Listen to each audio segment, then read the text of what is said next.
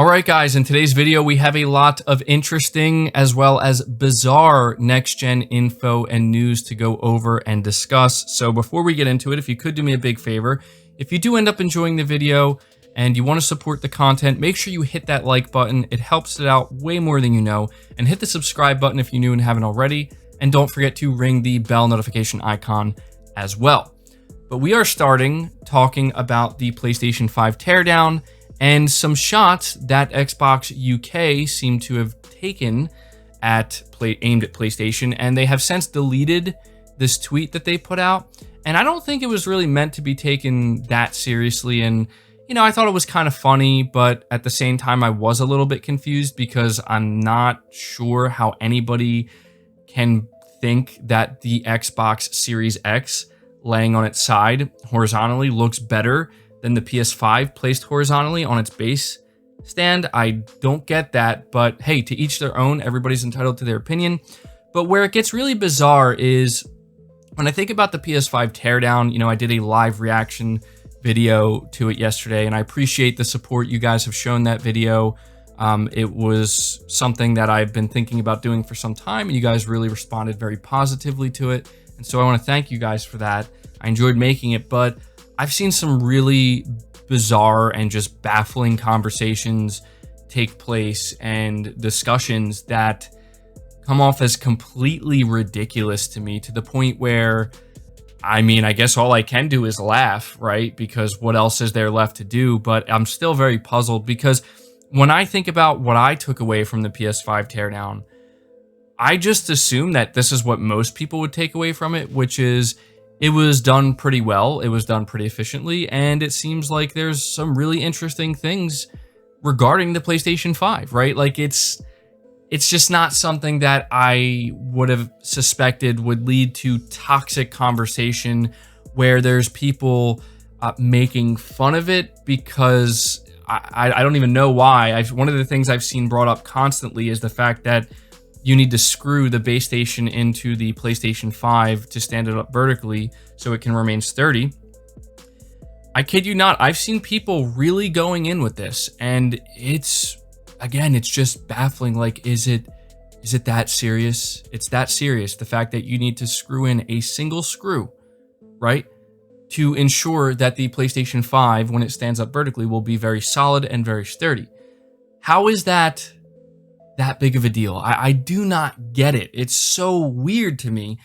But again, looking at this tweet, Xbox UK has since deleted it, and it's fascinating to me that they did. I don't know why exactly they did. I guess because they realized it just doesn't look good. It doesn't look good when the US Xbox account, or just the regular Xbox Twitter account, tweets out on October 2nd something that kind of trends a little bit, and that tweet read, "Make love, not console wars."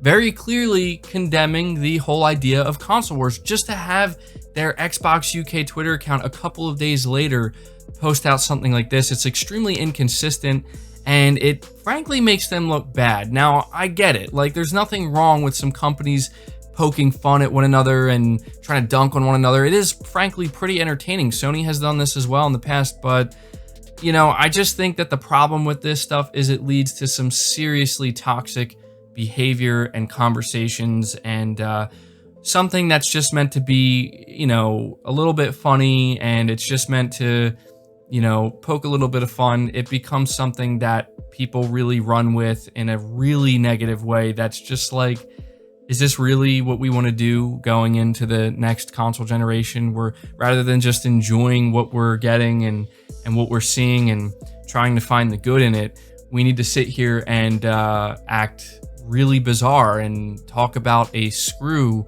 and a screwdriver and talk about all these things. And this goes for both sides. I just don't get it. I'm not innocent. I've done this in the past, but I like to think I've grown a little bit since then, and just came to the realization that it's just not worth it. And it just really, honestly, at the end of the day, retracts from what this should all be about at the end of the day, which is enjoying video games. That doesn't mean we can't be critical and we can't voice our criticisms and our feedback. That's extremely important, obviously. But I think we can all agree that there is a big difference between doing that and just completely fanning the console war flames while simultaneously trying to come off as if that's not what you're doing, when it's very clearly what you're doing. So yeah, I don't know. It's really, really baffling to me. I wanted to take some time to talk about this because a lot of people have been asking my opinion on it. And, you know, I think the tweet from Xbox itself isn't really that serious. I think it just comes off as hypocritical, you know, when you're saying don't do console wars one day to then the next day just literally do console wars. It doesn't make any sense to me. So I think that's why they deleted it. They realized it's inconsistent messaging. But also, again, the conversation surrounding the PS5 Teardown, I walked away from it thinking, this is great. Like, I thought it was cool. I thought it was well done, and I learned a lot about it. Really interesting stuff that Sony's doing there. Just to then, like, kind of, you know, it's like that meme where the dude walks in with the pizza and, like, everything's on fire and, like, what happened? I'm confused. What did I miss? And that's kind of how I feel with this whole situation, because I'm seeing just some really strange and bizarre behavior from people over a teardown. And I'm just, I don't get it, man. Like, I don't get it. But anyway, I digress here. We're going to move along and we're going to talk about a report that has come out that I find extremely interesting and very telling as well. The report has to do with next-gen console pre-orders in the US, and apparently the PlayStation 5 accounts for 72% of all next-gen console pre-orders. Actually, that number I think should be even higher when you factor in the digital edition of the PlayStation 5 as well. It says here, according to a study conducted by VGM, the PS5 has taken the lion's share of next-generation console pre-orders in the US, with the disc-based version of Sony's new home console accounting for 72% of successful pre-orders. Conducted from September 23rd to the 25th this year among 511 US-based candidates, the survey found that 15% of people managed to grab a pre-order for a next-generation console. Of these individuals, 72% of them chose the PlayStation 5 Disc Edition, 30% went for the Xbox Series X, 10% jumped on the PS5 Digital Only Edition, while 8% selected the Xbox Series S.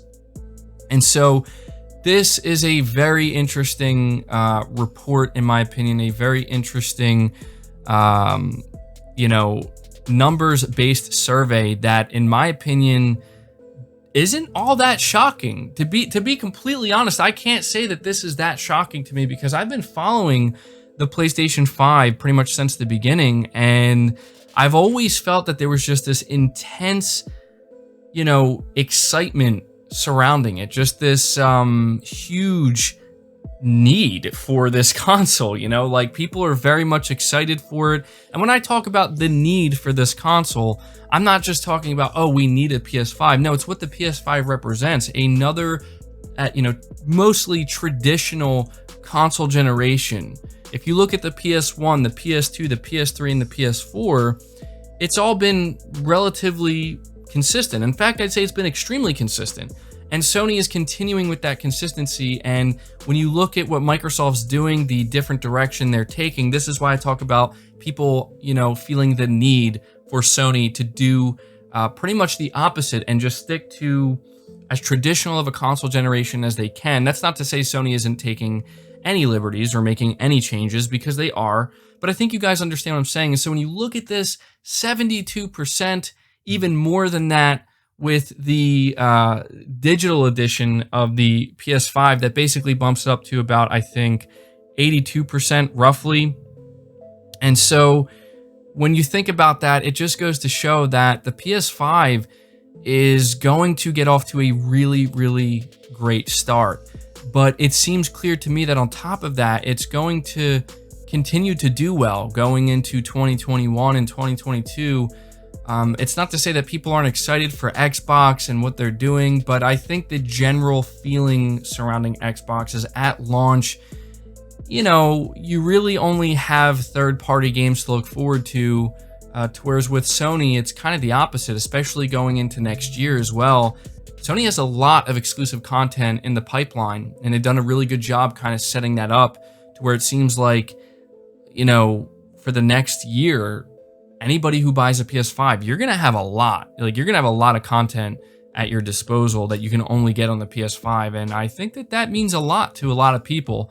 To whereas with the Xbox, it just kind of seems like things are a ways away, right? Like they did acquire Bethesda, and that's fantastic. And they have Game Pass, and you know, they have more studios than ever before, so they have more content in the pipeline than ever before. But that's just it, is the content is going to take some time. And so you may buy a Series X, you may buy a Series S, but you still might have to wait quite some time before you really start to see that content roll out.